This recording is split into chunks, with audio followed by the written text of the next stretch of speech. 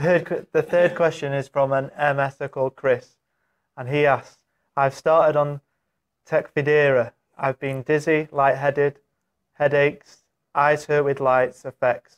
Will these end soon? And he's added an exclamation mark to that question. So. First answer is hopefully yes. Okay. I mean, if we were getting a phone call from Chris, you know, say with these symptoms, it's doing that background check as well, because again, unfortunately, you don't just get MS. Sometimes there are other things that come into play. So it's making sure that there's nothing else going on. So you would be asking, you know, how long have the symptoms been present? What makes them worse? What makes them better? Is there anything, any time of the day that they're at the worst? Any infections? You know, I think that is our mantra, you know, to people. Okay. Are there any infections? Has anyone around had any infections? Any other new medication? It's also, if he was on another medication before, you know, are there any side effects of coming off that? Okay. So, but sometimes it may be down to the new medication. And this is, again, another frustrating thing, obviously for people with MS, but also us, is how will someone respond to a drug? And again, everyone is different. So, yeah, we have all this lovely data that tells us, you know, potential side effects, 1 in 10, 1 in 100. But people don't come with a sign on the head saying, I'm going to be 1 in 10. So it's actually, it could be, is the honest answer. It sounds like an individual journey. But in the people that you've come across, have their symptoms that have started, have they stopped? A lot of them have.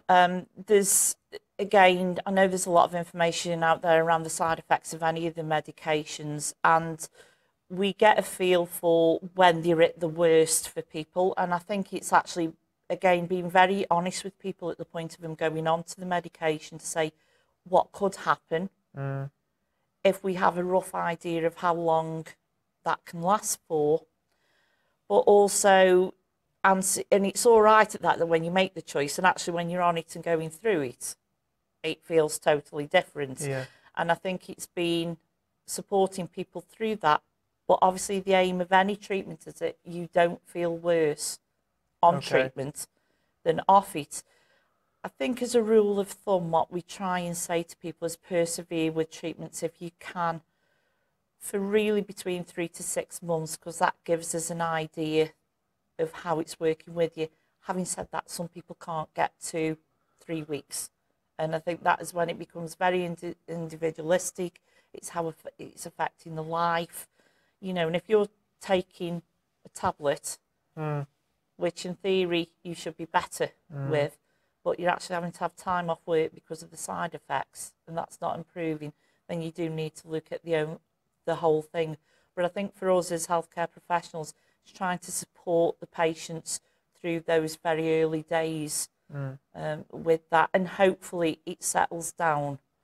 But what, particularly with Chris, what we hopefully would, you know, we would advise is that get an infection check so that there's nothing else going on that may be making those symptoms worse.